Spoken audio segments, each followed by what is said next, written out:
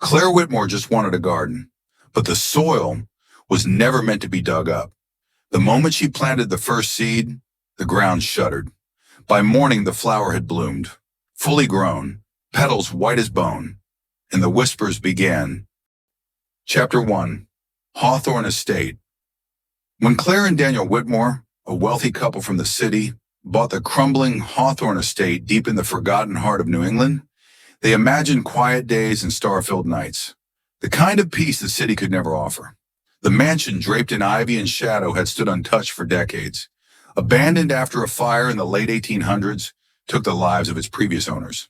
A tragic tale, sure, but one the real estate agent had waved off with a tight-lipped smile and a quick shuffle of papers. Still, the land was vast. The price was too good to pass up, and the silence, Claire thought, was beautiful. They moved in just before autumn, when the woods burned golden red. The air was crisp, and the estate, though old, carried a strange charm. Grand staircases, stained glass windows, and halls that whispered with echoes of time. It wasn't long before Claire discovered the garden. Chapter 2. The first seed walled off behind twisted iron gates nearly swallowed by bramble and rot. The garden looked more like a grave than a plot of soil. The arch above the gate bore a single word in Latin, Hortus Diaboli. Claire didn't know Latin, and even if she had, she might have dismissed it. But she was drawn to it, not by curiosity, but by something deeper. A pull, a need. The garden had been left untouched for decades, perhaps longer. Vines twisted around rusted sculptures, statues wet moss. In the air, it was still, not quiet, still. Claire, a devoted gardener, saw challenge, not warning. She brought out her gloves, pruning shears, and a quiet determination to make something beautiful. That was her first mistake.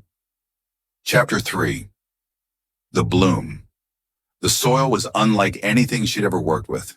Thick, black as tar, and cold even under the noon sun. It clung to her skin, refused to wash off, but she pressed on. She planted a single seed. A daisy.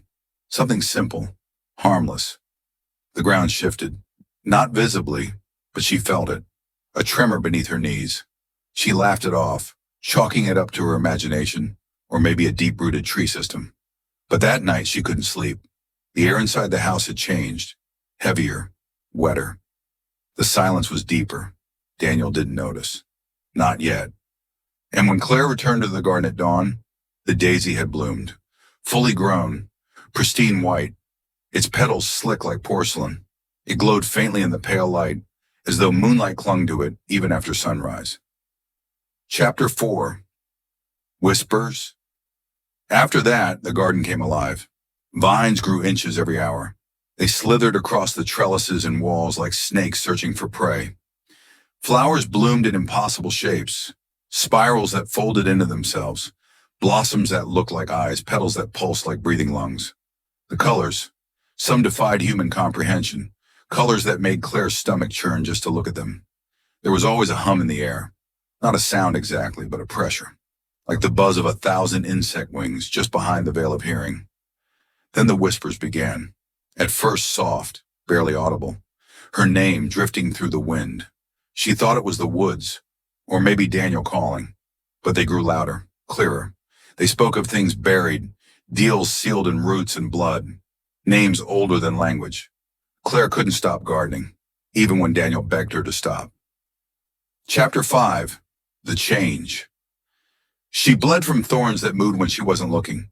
Her skin paled as if the color had been drained. Her hair thickened and turned a strange greenish hue. And her eyes, her once bright hazel eyes, turned gold. Not golden like sunlight. Gold like old coins buried for centuries. They stopped reflecting light. They began to absorb it. Daniel noticed. He pleaded with her to leave it alone, to leave with him, but Claire was too far gone. The garden had rooted inside her. Chapter 6. The Stone.